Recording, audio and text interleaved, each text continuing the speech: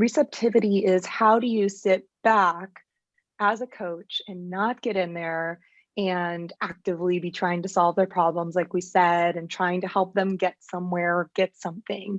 You actually sit back in the seat of the coach, is what we call it, and you watch and you wait. And now we pair this with other skills that we have, like curiosity, where we're actually observing as we're speaking to people, where do they light up? Where, not as a concept, but where does light actually come into their eyes? Where do they get more animated? Where's that shift in their energy? And then we follow the thread of the light, because that takes you in direction of, we say aliveness is the compass that points the way to your most extraordinary life. We all have this internal, like I said, measurement tool that, most of us kind of know, but we don't really know how to use it. Welcome to the Transformative Leader Podcast, where we talk about what's holding you back from being and showing up as the transformative leader that you already are. This is Amir Ganat, your host and the author of The Transformative Leader. My mission is to put people in touch with their greatness so they fulfill their unique purpose in the world. On this podcast, we do that by giving you an abundance of actionable insight that you can put to good use immediately in your personal and professional life. I'm committed that every episode will leave you compelled to boldly declare, courageously pursue, and abundantly achieve the extraordinary. My guest in this episode is McKenna Sage. She is the co-founder and CEO of Follow Your Aliveness, a global training and coaching organization dedicated to helping coaches and entrepreneurs get results in business and achieve coaching mastery. McKenna co-founded the company with her mom and mentor, Gigi Sage, who was one of the early pioneers in the coaching industry beginning in 1986. McKenna went on to study international business, and she launched her own successful online marketing business. But after about 6 years, she recognized that even though she was very successful, she was not exactly happy. And returning to her roots and the aliveness method changed everything. As she explains to us in this episode, she went from having near daily panic attacks and mysterious health symptoms and burnout to feeling lit up, healthy, and energized in a matter of months. And she has never looked back. I just absolutely really enjoyed having this conversation with McKenna because she is so clear and so generous in her sharing relative to how we can gain clarity and what are some things that will help us become better coaches. And these are some tips and suggestions that are counterintuitive. This is, not something that you just kind of think about by trying to do a good job, but it is clear that it's based on years of experience that McKenna and Gigi have had in this field, that they have formulated these thoughts. And finally, she also shares with us a free quiz that is available on their website that will help you see what kind of world changer you are. So again, this is a power-packed episode that I really enjoyed recording, and I just know that you're going to get a lot out of. Well, McKenna, it is a pleasure to have you on the show. Thanks for being here. Thank you. It's a pleasure to be here. I tell you, I think there's so much alignment between our messages, and yet I'm so intrigued by the way you and your mom, your business partner, you guys work together. That's really fascinating to me, and the way that the work that you guys are doing and how you sort of have structured things and the kind of clarity that you bring. So can't wait to dig into this conversation. But for those of our listeners who don't really know your story, if you don't mind, let's just start with a little bit of background on yourself and what got you to this point in your life, in your career. Yeah. So, well, I always start with my mom's background because she's been in this a lot longer than I have. So she started coaching in 1986 and was one of the early pioneers in the field. And was leading seminars all around the world and led a 4-year high performance leadership training where people would come every month or every year for a month for 30 days and get certified in her method. So this was back in the 80s and 90s. Nobody was talking about coaching back then. So I was really, really lucky in many ways to be born into this work. And then as I got older, I had a real interest in business and ended up deciding and had my own little rebellious moment of I'm going to go a different route. I'm not going to do this entrepreneurship thing. Thought I was going to go into the corporate world. I studied international business and it was interesting. I felt like I did really well on paper. I graduated summa cum laude, had all the awards and accolades, and I felt myself getting further and further away from myself. And I ended up starting a business about 6 months out of college doing online marketing for speakers and authors and experts because it was something I was good at and it felt kind of like the safe bet.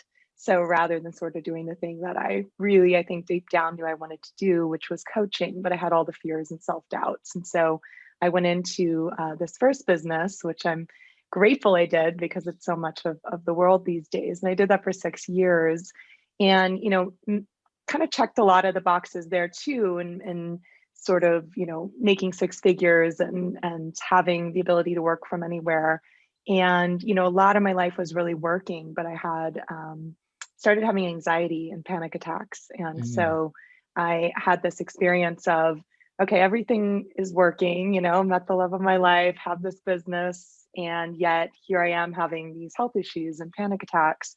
And so I sort of now look back at it as my soul was speaking to me that there was something more. And that's often how people, the experience for people, it shows up in different ways, but they have that kind of inner nudge that there's like something more they desire. That doesn't have to be a career change. It did end up being that for me. For many people, that's just their next evolution in what they're doing. But that was sort of the inner whisper that just kept getting louder and louder and ultimately led me back to the work that I was raised in, the aliveness method, which I had very much, been born into, but kind of went my own path. And I always say that since my mom and I came together a few years ago, and I really came in as a student and to really learn and apply this, it truly has been like coming alive again. I went from near daily panic attacks to really, really loving the work I do on a daily basis, feeling so connected to my purpose. And so that's what led us to what we do today. And we now certify people in this method again. And I run a business programs as well. That is such a fantastic story. And it's so good that you sort of listen to that whisper, if you will, because, so many people sort of follow what they think other people ought to think they, are thinking they should do, or how, well, I can make money this way or whatnot, but they never really listen for that inner whisper that is trying to align that with what our passion is. So it seems like you found that sweet spot because you had the courage to make some changes. And it's especially harder, I think, when you have had some level of success to kind of shift gears, right? Because otherwise, 100%. yeah. I was terrified. I always say, like, I'm not a risk taker naturally. And I was going, okay, wait a second here. I've built my reputation. I've built my business for 6 years around this thing. And I'm about to just go start all over again. So not everyone needs to do that. That's why I like to say that, be very, very clear about that. But, if there is something out of alignment, sometimes it's hard for us to know what is that. And I actually spent 3 years feeling really, really stuck around that and not having clarity. I was kind of determined that I could figure it out on my own. And I went and worked with lots of different coaches, but I didn't want to go ask my mom, right? And ultimately, though, she was the one that helped me break through and get clarity. And that's so much the way that she works with people and the method that we teach is about getting people to those deeper answers within themselves that we sometimes can't access on our own, and it's not about a strategy and it's not about, people could give me all kinds of strategies, but it wasn't until I was really guided through this experience to really that clarity dawned, is the way I always describe it. And then what I saw was if I didn't make a change, in my case, I would have gotten really, really sick. I was headed down. My body was giving me lots of signs that I was not going down a good path. And so it Mhm. became this thing of almost felt like life or death ultimately, which is kind of intense, but really that it was like, I have to make a change. And then the courage came. So Yeah. No, that's really great. Again, that you now can look back and you can see how that experience that you had starting that business, and I mean, you could have gone into coaching to begin with, but that was not the right path for you at that point. It's like you went and you had that success, and now you're bringing us into this business. Yeah, there's so much that I want to talk to you about, but you mentioned clarity, and I want to start there because I've also noticed that about my own clients, right? Because it doesn't matter if somebody comes to you as a coach. We both know that it's not about just kind of giving people guidance and say, oh, you ought to go do this and that. It's that moment when they get that clarity that really starts everything, right? I mean, because before that, there's just a lot of noise. And so I see my role as a coach, one of my early sort of responsibilities in the process is to as kind of helping them get clarity. So talk to us more about this clarity. How do you guys do this? What are some ideas that you can share yeah, with yeah. us? I'm happy to share. I'm so curious for you though, because I know you were working in companies and then now you have this podcast and everything else. How did you get clarity Yeah, about what so you wanted so to do? yeah, for me, I always say it wasn't a leap of faith kind of thing. It was kind of building a bridge toward it. Like you, I began to listen to that whisper. I have a master's in mechanical engineering and started working in manufacturing and supply chain. And I actually stayed in that career for 31 years. But few months into it, like literally a few months out of college, I recognized that my passion was, energizing people and empowering people, supporting them, and all of this. So I essentially, every chance I got, I did my work in a manufacturing environment in a way that fed my soul. So then I eventually went and got my MBA, in organizational development, and took on more organizational type of work and that sort of thing. And that went on for like 31 years. So I was doing the work of a plant manager or whatever else, but in a way that really fed my soul. And finally, it was actually, I have to say, it was my daughter who kicked my butt and said, look, you need to first of all write this book. So she took over and pushed me to really write the book, The Transformative Leader. And then ultimately she kept talking to me about, you need to leave and we can expand our reach. So she was a big part of it. But I gradually came to that point where I was willing to let go of the safety and security of a corporate career, and I'm so glad. I have never regretted it for 1 minute. So mine was a bit gradual, and then kind of by the time I got to start my own business, it was more of a hop than a leap of faith. I love that story because I would say that's exactly aligned with what I would share and what we share in terms of getting clarity. And also, our work is around aliveness, what really brings you alive. And so, those two pieces are really and we have systems and tools and all kinds of frameworks that we can take people through. But I think that your story really highlights two powerful approaches. And the first one is to bring in more of the things that bring you alive. So, many of the people probably listening to your podcast are in corporate careers, and that can be amazing. Many of our clients, they come in even to our certification, and even though they're getting certified in a coaching method, they're not necessarily trying to go out and be coaches. They're bringing it into their work with their teams or, whatever, their families, their relationships. And so, very much it's not always about making some huge change. We start with very seemingly simple, like deceivingly Mm, simple awareness of at every moment your vitality is either increasing or decreasing. mm, And so when it's increasing, you feel more alive, you feel more peaceful, you feel more like yourself. And when it's decreasing, often people feel bored, tired, uninterested. And I always say too, if people are feeling burned out, often a burnout isn't just physical exhaustion, it's exhaustion of the soul, right? It's actually being out of alignment with what really brings us alive. And so it doesn't always take these huge shifts. So for people listening, in terms of getting clarity, one of the things is to start to notice what brings you alive. And you did that naturally, right? when do I feel curious? When do I feel more like myself?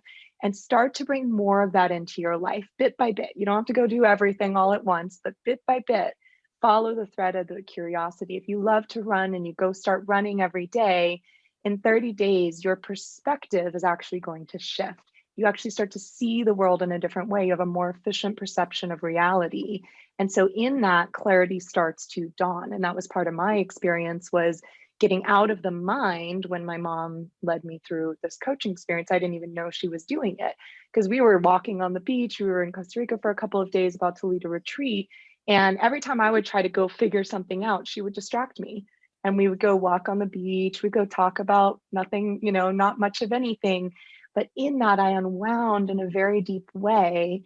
And I was able to see in this, like, clarity, like I said, just dawned. So that's the first piece I would say, which you talked about, is bringing in little bits and pieces, following the thread of your curiosity and aliveness.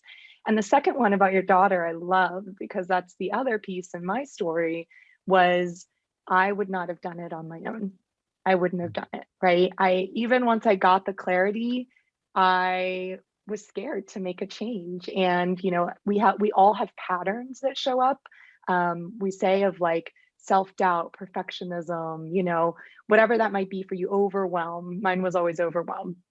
And so our patterns take us out of the game.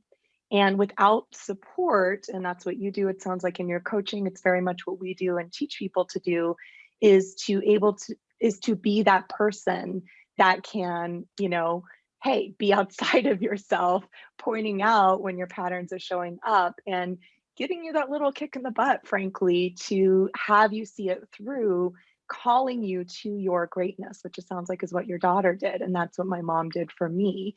And it's very much what we do for the people that we work with as well. So there's what you can do on your own, and then there's getting that support, the right kind of support, to really help you follow through on whatever it is you see.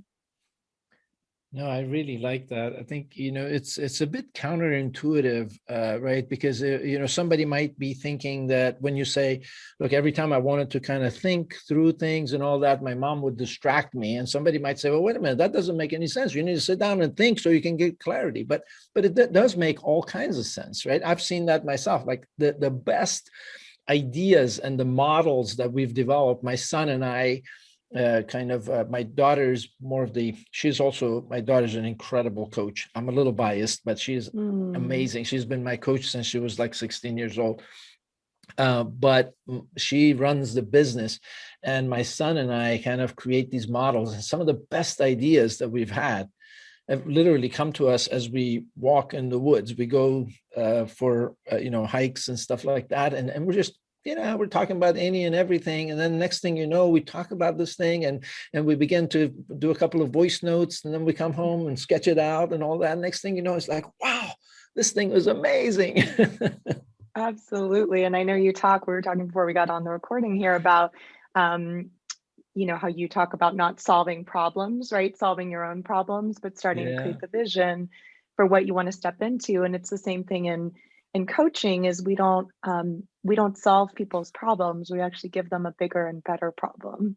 And in that, it stops people's minds. And we actually want that to happen. We want people's minds to stop, because I think it's Einstein that there's some kind of quote of, you can't solve a problem from the same level of thinking that created it. But that's what most people are trying to do. They're trying to get in there and then go to a coach, and then the coach tries to help them solve the problem. And the truth is, we need to think in a different way, or see the world in a different way, get into your energy, into your aliveness. And in that, and I know it sounds theoretical for people listening, so you just kind of have to trust us here, or try it, do those things that bring you alive, and notice after 30 days what shifts.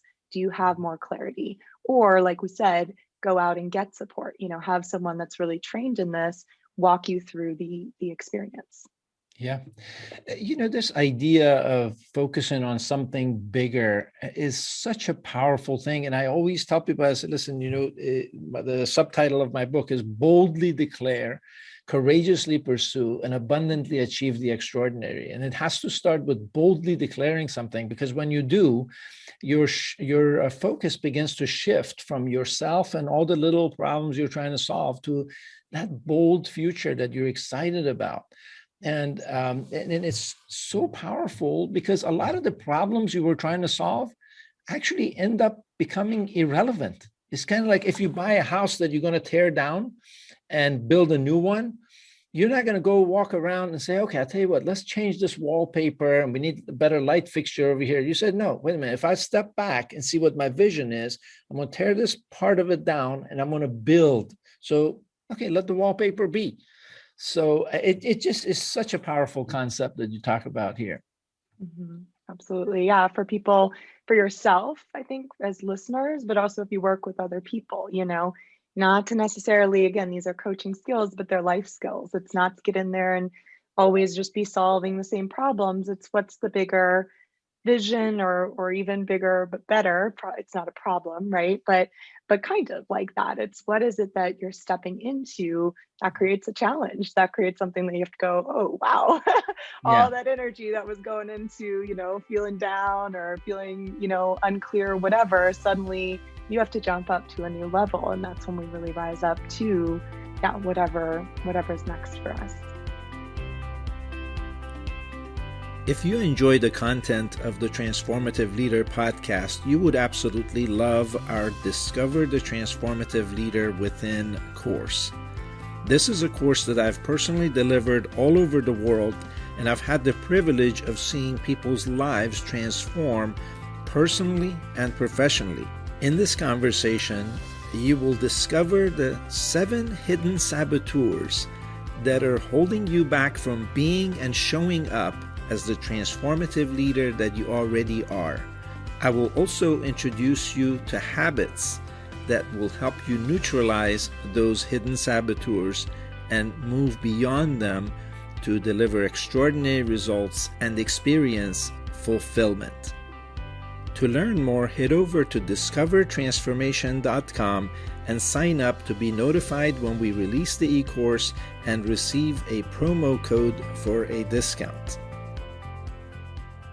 Yeah, and you've already sort of gotten into this next topic that I wanted to talk to you about, which is really great, which is, how can we be better coaches? Now, whether we are professional coaches or not, I think, especially this day and age, the last year or so, what we've been dealing with, the pandemic and this and that and the other, I think there's an opportunity for us all to be better coaches. And I've seen this done well by people, and then I've seen people who sort of either commiserate or get sucked into the same vortex that the other person is in or whatever. So what advice do you have for our listeners who may or may not be professional coaches, right? But what is this about, like the principles of coaching mastery? Now, I know this is probably, you can probably talk about that for days, right? So I'm just asking. I'll So break it down tough. to one or it's like, two. Can you summarize all of that in like 5 minutes? Absolutely. Well, a lot of it is your own transformation, right? As you transform, then you can guide people from a different place. So people come from usually the education model where it's like, I'm going to study something, memorize it, and then regurgitate it on a test to pass that test. And I think you can do that in coaching, but it's so much about your own embodied. I'm sure you've had that experience as you've shifted and changed, then you can share that with others. So that's a huge piece. And it's why when we work with people and, take them through our programs, they always apply what they're learning to themselves first. It's not about memorization. It's not about learning the coaching questions. It's very much about first experiencing that shift in their own lives and their own vitality. And then as far as more specifically, like coaching skills, part of mastery also is practice. So we all have to start somewhere with that. And if you are working with people, it's not being afraid to get in there and try things and, keep kind of failing forward, or try this, okay, see what works, what doesn't work. More specifically though, some of the skills that we teach are, I think one of the one that made the biggest difference for me, like stepping back into this work, I was raised in it, obviously, and I actually went through my mom's 4-year program by the time I was 12. So I was always like your daughter. I really want to meet her now, but I was, in this at a very young age. But it's very different to learn it at that age and then come back in as an adult. And in the last few years, as I've, been doing this work, there was a really for me a light bulb moment that kind of went off when I really understood the skill that we teach called receptivity. And receptivity is, how do you sit back as a coach and not get in there and actively be trying to solve their problems, like we said, and trying to help them get somewhere or get something. You actually sit back in the seat of the coach, is what we call it, and you watch and you wait. And now we pair this with other skills that we have, like curiosity, where we're actually observing as we're speaking to people, where do they light up? Where not as a concept, but where does light actually come into their eyes? Where do they get more animated? Where's that shift in their energy? And then we follow the thread of the lights, because that takes you in direction of, we say aliveness is the compass that points the way to your most extraordinary life. We all have this internal, like I said, measurement tool that, most of us kind of know, but we don't really know how to use it. And so we teach our coaches to actually watch for that. If someone's sharing about something and they really light up, like you light up so much when you talk about working with your family. So that's a clue, that's a thread. And so if I were coaching you or you were coaching me, of course, you're an amazing coach too, but if you were a client, I would ask you more about that. We would continue on the thread of that conversation. And through that, often that would lead us in the direction of something. So receptivity, though, is where you're sitting back and you are in sort of a separate space. You're not in there just listening to what people are saying and trying to solve their problems. You actually have this space that gets created for the transformation to take place. And it sounds so theoretical, so it's always trying to find the way to describe it. I'll give you an example. One of the in the past, when I would coach, I would do very much like strategy is what I would call it, which is the getting in there and coming up with the action steps. And I think that's what most people think of when they think of coaching. And that's an important part of coaching. There's a point at which you help people go, okay, great. Now, how are you going to approach that? And then they can come up with, ideally they come up with it, not you, right? Okay, we're going to do it this way and that way. And you make sure that's in alignment and they have a plan of action. But that always comes after, for us, this piece of really what is aligned for them, or that piece of the transformation. And so the shift happened for me when I stopped getting in there doing the strategy right off the bat and sat back and relaxed, and even allowed there to be times when I was coaching someone where I wasn't saying anything. We could just sit in silence sometimes, or I would ask another question. And I think what happens when people are working with people in the beginning is they put all this pressure on themselves to help them get something or get somewhere. They go out of receptivity, and in the state of receptivity, you see so much more clearly. So it's a very in-depth coaching skill that's hard to kind of sum up in a short description here. But when people get this, like when the coaches in our program get this, their coaching completely shifts. And that's what I would say is one of the biggest things that really makes them get to more mastery is they're like, wow, I'm not sitting there. My attention's not on myself anymore, trying to figure out what the next question is I'm supposed to ask. I'm not in there solving the client's problems. I just sit back and, of course, ask certain questions and guide in certain ways. But it's kind of like the client does, they just get even more clarity in the process. Like, wait a second, how does that work? So it's very counterintuitive, but I think that's one of the most powerful skills that we teach. I cannot tell you just how powerful this idea is. I mean, if somebody has never done any coaching, they may relate to what you just said as a kind of a theoretical thing. But if anybody's done any coaching, that at the same time that you're trying to coach that person to make a difference, there's something going on in your own head. And what you just said is so powerful because, I have this saying that says, I am the one, and it's not about me. Yeah. Right? I am the one, it's not about me. So if I'm a coach, if I'm coaching you, my tendency is to want to impress you and with my ideas or ask really great questions and things and it's all about me. But what you're saying is like, look, if you're really confident in what you're doing, don't try to impress somebody with asking questions and actively suggesting things and all of that. In fact, a few weeks ago, I have this coaching client. A few weeks ago, after about 2 or 3 weeks of coaching, he told me one day, he said, you haven't told me anything different I need to do. You Love haven't it. told me anything different. Tell me something I need to go do different. And you know what? I told him, I said, I don't know. I just don't know.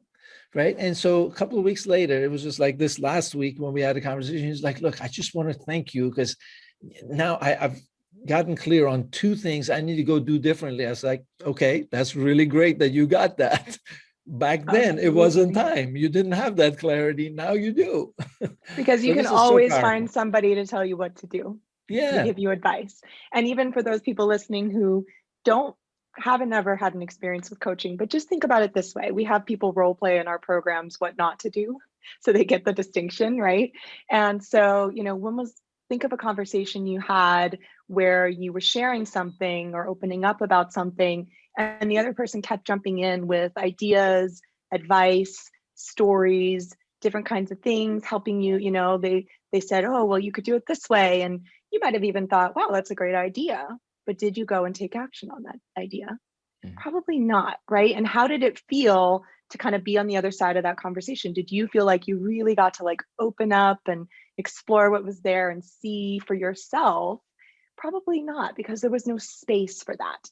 And so Mm. that is creating the space as a coach, and being in that seat of receptivity gives people the room to come to their own clarity. And there's a couple of reasons that's powerful. I love that you coach that way, because in that he now owns those things that he sees. He goes, oh, because he got to that clarity, and he goes, he's going to probably go out and do them. Whereas if you had told him in sessions 1, 2, 3, oh, great, do this, that, he might have said, yeah, that all sounds great. But the likelihood of him actually following through on that would have been a lot lower, or maybe it wouldn't have been fully the thing that was completely aligned for him. And so it is this other, you can use this even if you're not coaching, again, in your relationships and your, how many of us get in there with our partner, then we want to solve, or they do that with us, right? So Mhm. again, these are life skills, not just coaching skills. Yeah, no, so good, so good. And I guess the other thing I wanted to talk to you about is, I know I've heard you guys say, you have a quiz on your website about, what kind of world changer you are, and your belief is that everybody is a world changer in their own way, right? Yeah. And some people may disagree with that. They may say, well, wait a minute, now are you talking about? But I personally happen to agree that there is Yeah. what I call a transformative leader inside each of us. And there's a world changer, as you say, inside each of us. Now, we may not be the exact same kind of world changer. And this is where you guys make some distinctions. So talk to us about this world changer thing, that there is Yeah, one in every absolutely. one of us. How do we discover it? And what do we do with that? Well, part of it comes through creating a life that brings you alive and that's more aligned for you. Because if anyone listening has ever seen like Maslow's hierarchy of needs, he talks about this actually, that there's a level of food and shelter and everything else that we have to get handled first. But as we move up and we get more and more of our needs taken care of, there actually comes a point, I forget what it's called exactly, where we want to give back, where we want to be in service, because our cup is so full that we want to give back in some way. Now, that's different for everyone. So, world changer is a really nice, grandiose term. But for many people, being a world changer means raising really happy kids, or it means, making a difference in their community. So, whatever that is for you, and part of the experience in our lives, we all start out as happy babies. We talk about this. The eyes of a baby are bright and alive, right? But through our life experiences, our lights go out typically. And none of us can really escape that completely, but we can have our lights start to come back on again through, there's different kinds of things that can bring them on again, including education and this kind of work that we do. And so in that, as you start to create a life that brings you alive more, you have the wisdom and you have the, from your challenges in your life. And that often also plants the seeds of the difference we want to make in our life. But to come back to what kind of world changer are you, another really big premise of our work is that you are 100% unique. There's no one like you in all the world. And so in that, we don't apply one size fits all to anything. When we work with people, it's pulling it out of you. And so we created this quiz out of a framework that my mom had been using for many, many years, decades, around what is your top talent and what is your success motivator.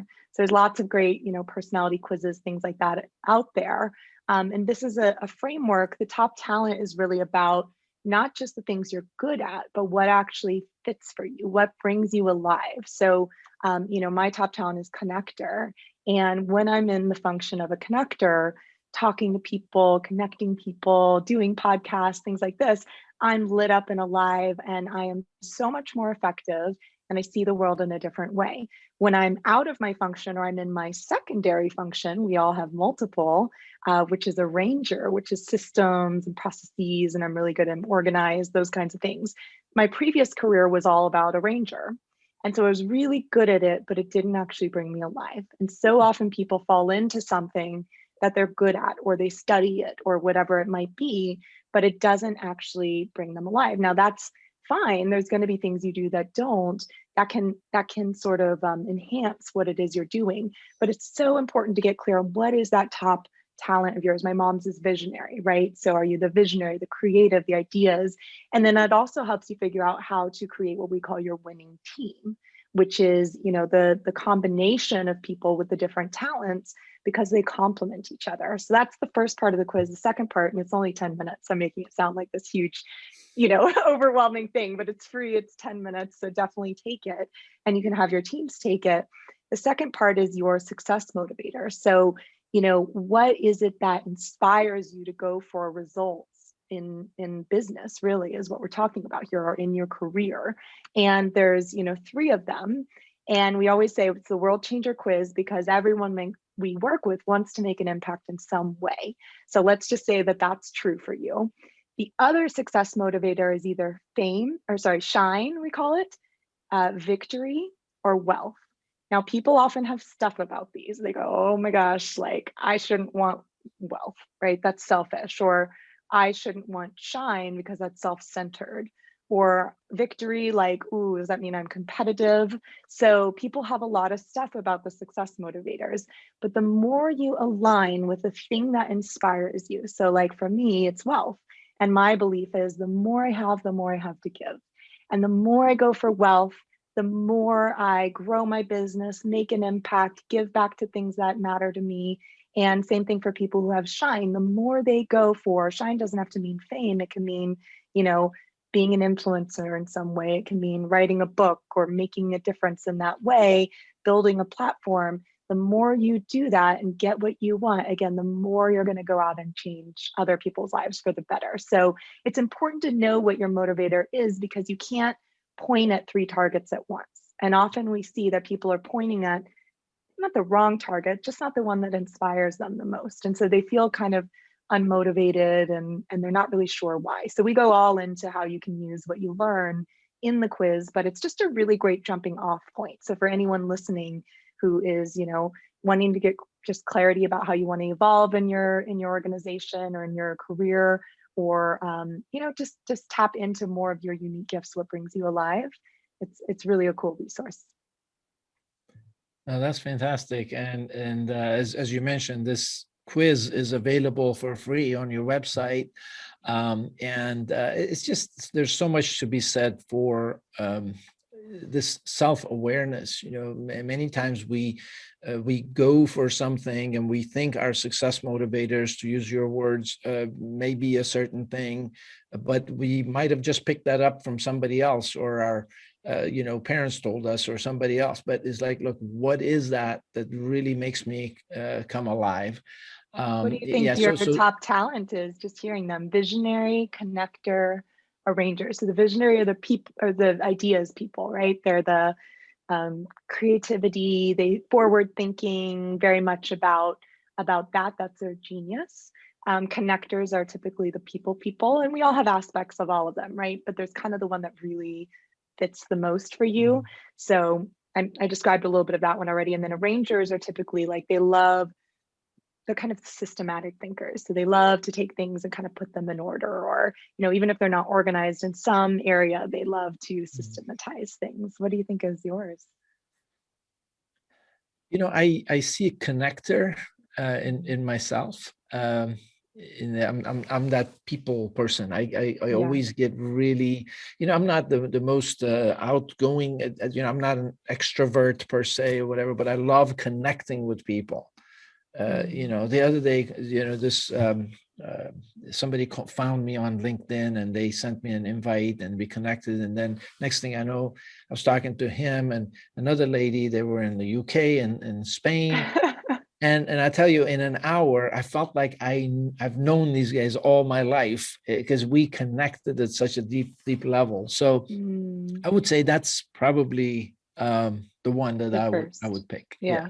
And your kids, do you know what they would be? Oh yeah. I mean, so again, I see a lot of things in both of them, but my daughter's definitely a ranger. She also, although she has this visionary, her vision is always bigger than mine as well. She's an arranger. My wife, I would say, is also a ranger.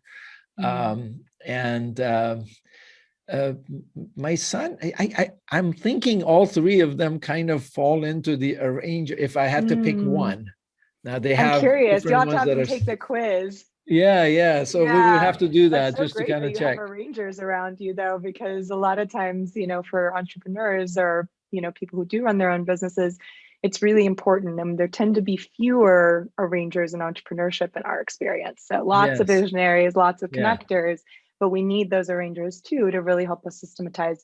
But I'm super curious because it might be on some of them. I wonder if it's their secondary. Yeah, exactly. I mean, I also see my wife, we've been married 40 years and she has transformed our lives in so many ways. So I can definitely see her as being the visionary. She's always seeing something that I figured out a few years later. And I'm like, honey, guess what? She's like, well, I've been telling you this for like 5 years.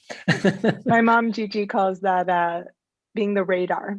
Yeah. The radar, you're the over here flying the plane and she's the radar. That's right. Looking out, seeing everything. That's right. It's often a natural gift for women. Yes. Yeah. Very cool. I tell you what, this has been a wonderful, wonderful conversation full of all kinds of nuggets that our listeners can take home and use immediately. And we're going to put your, links in our podcast notes, but if you don't mind, just let our listeners know what is the best way to get a hold of you, find out more about what you guys do. Yeah, absolutely. So the quiz is worldchangerquiz.com. So that's a great way to start. And we also have a Facebook group called Mastery of Coaching. So that's masteryofcoaching.com. And I recommend that as well because we're in there every single week. We do live trainings on all different kinds of topics. And that's a really great way to kind of get to know us a little bit. If you just want to go to our website, it's followyouraliveness.com. Fantastic. Well, thank you so much again, McKenna. It was a pleasure to have you. And I look forward to following your work. And I certainly look forward to us taking the quiz to see where we shake out. Yeah, thank you so much. I love what you're up to. And just think it's so phenomenal bringing this more and more to people and companies and organizations and leaders all over the world. So thank you. Thanks so much. All right. Take care.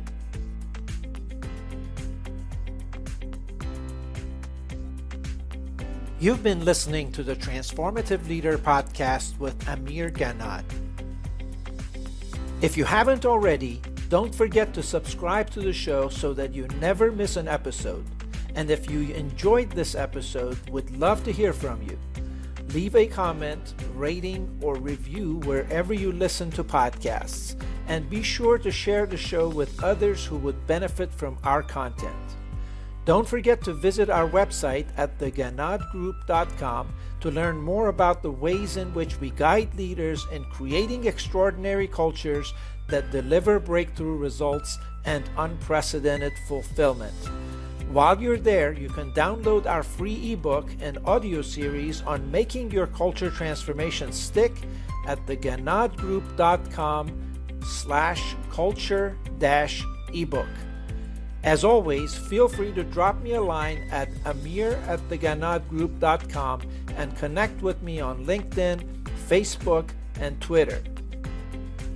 Until next time, may you boldly declare, courageously pursue, and abundantly achieve the extraordinary.